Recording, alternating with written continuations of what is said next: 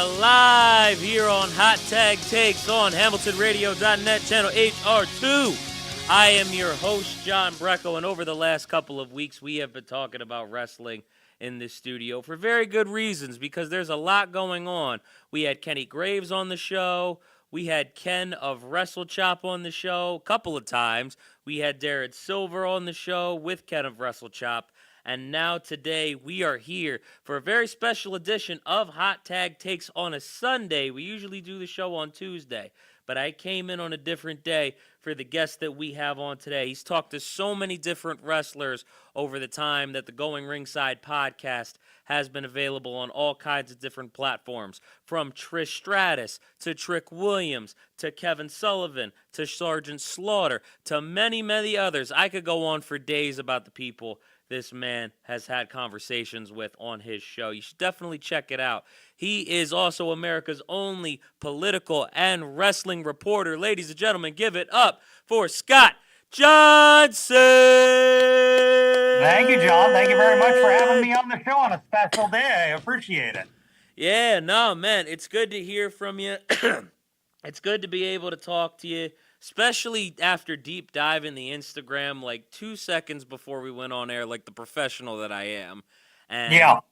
You were talking to Sergeant Slaughter. The most recent post, you covered John Cena's bald spot and how it's just gone. And I felt very hypocritical doing it. Yes. I mean, you probably should. You're shining harder than Ruben usually does over here. Yeah.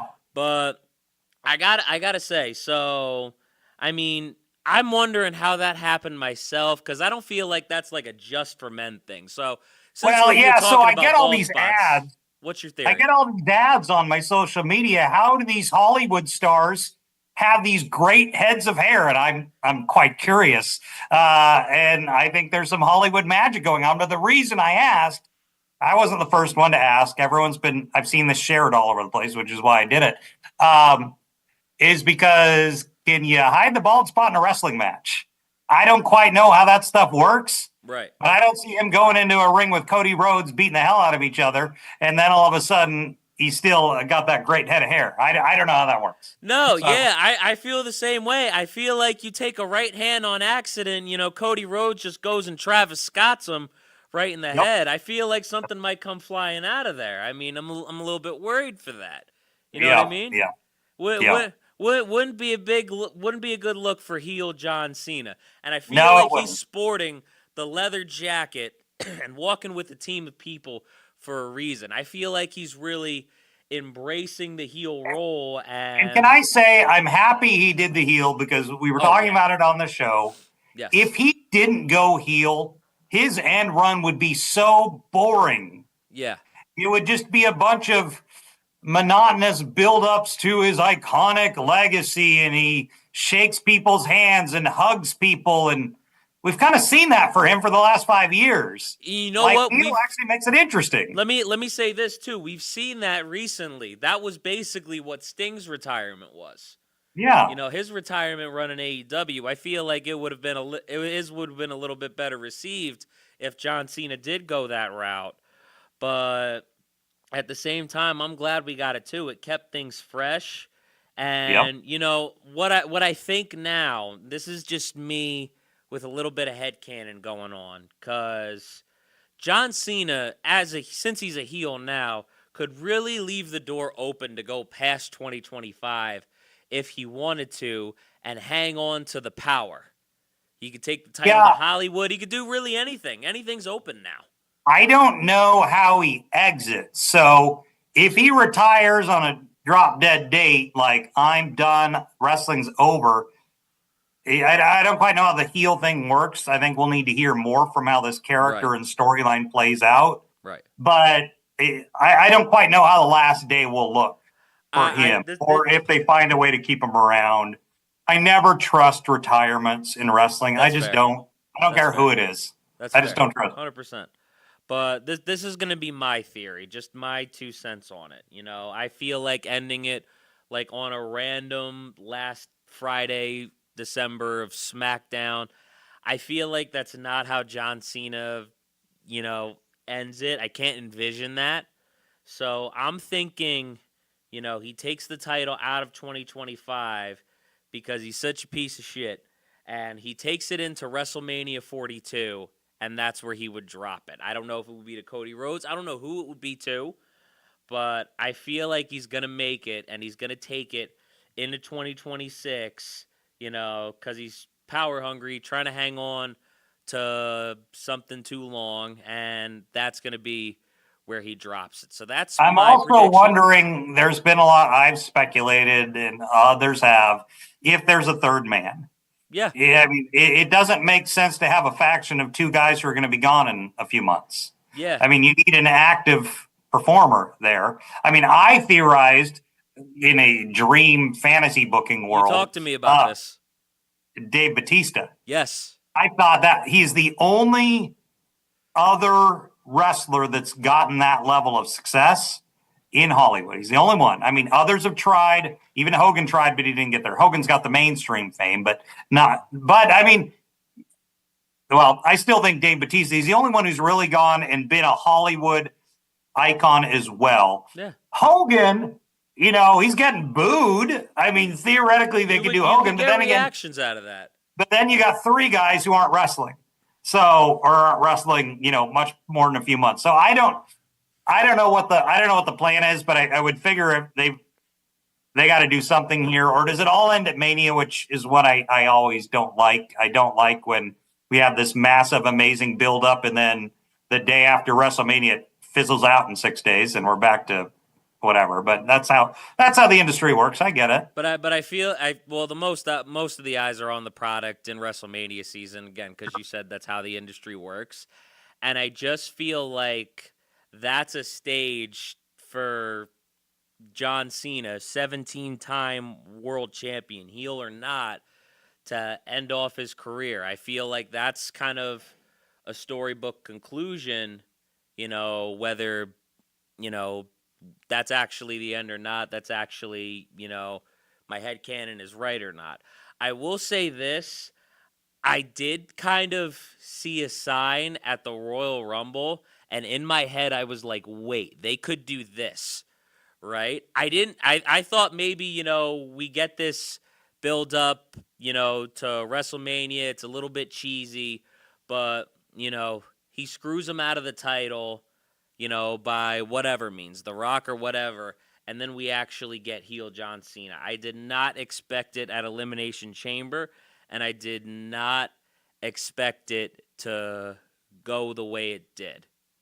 I am a little bothered by people saying it's bigger than Hogan turning heel. I adamantly disagree with that. Okay. Hogan turning heel lasted for years. It changed the industry for years. Cena's heel turn is great, and it's the biggest thing going today. It is by far. It has a shelf life, and it'll be over to the next big thing in 6 months. Just my opinion. I don't think it's as big as Hogan's heel turn, but I do think it's the biggest thing this year by far. Last few years. To be fair, we have hindsight with Hulk Hogan, and that's why I'm kind of on the fence about it. Yeah. So I think we need to kind of wait and see what happens. Say they do bring Batista in, because, I mean, this is all anybody's been talking about for weeks. This has been probably the biggest topic. And usually you go through a pay-per-view, something fizzles out, you move on to the next thing. This thing has kind of stayed. And you bring guys like Batista in. Say you get like this big star-studded War Games match where you see all kinds of guys make their first appearance, like the John Cenas, the Rocks, the Batistas. Hell, let's say they get Miz in there as like their Hollywood stooge, right? Sure, yeah. Which I actually kind of want to see that. It would be like Sami Zayn in the Bloodline for me. It would be gold. It would be beautiful. It would be one of the best comedy things Miz has done since Damian Sandow was his stunt double. It would be absolutely amazing. And that's not to knock R-Truth. I feel like R-Truth should get a match with John Cena at some point, but we'll cross that bridge when we get there. But let me ask you this. What are some dream opponents that you have for this heel run of John Cena? I'm sure you're thinking of the CM Punks of the world, the Randy Ortons of the world. Yeah. I've heard Drew McIntyre. I wouldn't go with Punk or Orton. Because we've I seen would it. say try and go a little younger because I think Punk and I mean, you need, from a business perspective, you need a guy who's going to carry your thing into the future. Punk and Orton, I don't know how many more years they have. I would use this to emphasize who you're going to put over in the future. I don't know if Well, it's I'm not saying Owens. he's going to put them over. What I'm saying is, the Well, people I he's don't going to mean put face. them over like lose. I mean build them. Right. However the match goes, whoever wins, whoever loses, build them, build Yeah, their profile. I agree. I mean, having a being the antithesis to Cena is a big deal. Obviously, it's going to be Cody, but I would say who LA Knight's tool. Like I don't know, Solo. You got to find someone that you're building to be the next level, next era guy, and I think this is the time to do it. I don't mean put over in a match. I Right. mean put over in a long form storyline that maybe just doesn't involve you and Cena directly. You get Cody Yeah. in there, you get others, but you need to start taking advantage of the massive, the massive focus on this storyline on John Cena being heel with Rock and use it to elevate Myself, someone who you can carry the company into 2026. myself, and Kenny Graves actually talked about this last Tuesday when he was on the show. Shout out to Kenny Graves of Willie 1550 and 98.7 in Texas, by the way. He mentioned a problem that WWE has right now, and it's that it's very top heavy. So you Yeah. have huge names like The Rock, Roman Reigns.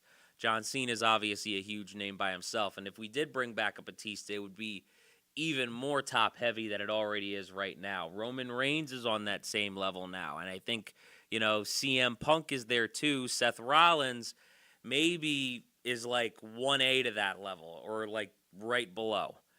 And here's the thing, it's a good problem to have because you have so much star power there.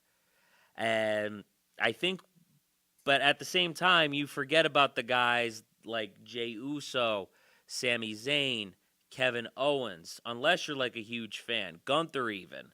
I feel like if you're going to build up somebody, and it may not be this super young guy like you were suggesting, but Yeah. I think Sami Zayn would be like an awesome antithesis to John Cena right now. Can you give me a minute? You mentioned Sami Zayn and Kevin Owens. Can I do a little plug for my show real quickly? I'm glad Yes. you mentioned that. So tomorrow morning, assuming I get this done tonight and my web team gets it out, we have a old name rejoining us. Matt Riddle is here. Yes. So Matt Riddle is joining us on the show tomorrow, and he has some very strong words for three men. One is Bill Goldberg. He says a lot about Bill Goldberg. Yeah, that sounds about right. Yeah, two and three are Sami Zayn and Kevin Owens. Wow. He has some very strong words for them in this interview you'll want to see. That I'm a little confused by. What's that? That I'm a little confused by. Why those two? They're so focused on each other. What's what's the beef? I asked him. He will say who his strongest opponent is. I won't give that away. It's a very high profile name. Who you'll find out tomorrow. But then he takes the interview a different way, and those two names come up in a way I didn't expect. I was kind of caught off guard. Okay. And we're going to maybe pivot subjects because we're talking about another big subject now. Then we start talking about Vince McMahon. And Matt Riddle will have some interesting things to say on Vince McMahon. And we're going to spend a lot of time on the show, in addition to Matt, analyzing Vince if he starts a new company, which is also something that's been discussed. Yeah, which I'm fascinated by, if that happens. I would love to just find out what that company would be about, who would be a part of it. I would have so much intrigue. I've heard from some people who are out of WWE, not Matt, but others out of WWE, who known names, who have been in touch and been trying to get in touch with Vince and say, hey, is there interest here? The only thing I'm confused by is I've heard a few different stories. Is this an entertainment company or a wrestling company? I mean, Vince knows wrestling. I mean, I He can't does, see but him at 80 years old. he's always made it an entertainment company. He has. It's been I that don't first and know, foremost. but so we're gonna analyze it a lot tomorrow with a legal expert because obviously Vince has his legal issues he's Yeah. dealing with too. Just a But couple. when Vince showed up at the Super Bowl, shocked me. He looked like he was 50 instead of 80. I thought there's a picture out there of him. He's with Shane and he's with Undertaker. And the thing about Vince starting a company, if it's actual legit and a direct competitor of WWE, you've got a lot of people who are loyal to him. I know there's the whole public. I disavow him because of the sex allegations, but so many of the stars owe everything professionally to Vince McMahon. There's a lot of people who refuse to do that because of what Vince has done for them, and that's 100% fair. Whether you think Vince is innocent or guilty, he's helped out so many people throughout the years. Everyone we've named on this show so far practically owes all their professional success in some way to Vince McMahon. Yeah, no. Rock, Cena, Cody, all of them. Well, maybe not Cody, but Rock and Cena definitely. Yeah. I was gonna say Cody Rhodes back when he was AEW hit the sledgehammer on the throne. And Cody's based off his dad who made his own way outside of Vince. So made this man when he came to him dressing polka dots. Exactly. The only reason why it worked out okay was because Dusty Rhodes is Dusty Rhodes. Yeah. So yeah. But so many of these men owe so much to Vince, and they're not gonna. It's just if he started an opposing company, who knows? And there's that elephant in the room that I haven't got an answer on. I'm still curious to this day. Why was Shane McMahon meeting with Tony Khan last year? Nothing's happened. What's that? Nothing came of it. No. I mean, I've heard rumors that Tony ghosted him afterwards. I don't know that. Who knows what's accurate? But seeing those two get together just was intriguing to me. That was a fever dream. I would have loved it. You could have paired this man with the Hurt Syndicate, and it would have been amazing. And it drives me crazy because I deal with the Cons because I'm in Jacksonville. They own our football team, and anyone who says, "Well, Shane's going to go buy AEW out of Tony," Tony's got a lot more money than Shane does. Vince does, all of them. His dad was worth more than all the McMahons combined. Tony's got plenty of money. Shad's got more money than all of them. There's no way he's going to outbid for AEW. He's not. But I mean, I can't. They may get involved and become partners. I don't know. But it's not something because some people just think the McMahons are so rich. They're portrayed as rich on TV. The Cons are really, really rich. Yeah. So you don't go take stuff out of that if they don't want to. There's levels to it. Yeah. But again, I would love to see that because again, my headcanon goes to the Hurt Syndicate, him being like their lead investor, something like that. Because they're already doing something with MJF and AEW that has me a little bit intrigued. And again, WWE is so top heavy, and one of the good things about that is it makes you forget about some of the things that are going on in AEW. Like they just had Revolution, which was a fantastic pay-per-view. Mariah May and Toni Storm. I've had both of them on the show. Both were wonderful guests. Tony was totally so. When we had Tony on, my wife loves Toni Storm. Toni Storm is a force in nature.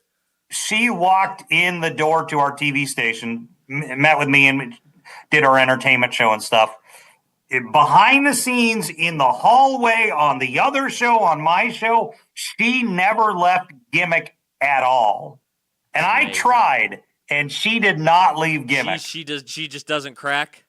Nope, didn't crack at all. And I asked ahead of time because I called the people who I go through, and I was like, "She give me a gimmick?" There's like, just buckle up, and I did, and it was great. And Mariah was great too. Mariah was really good. I was happy to get a little feud.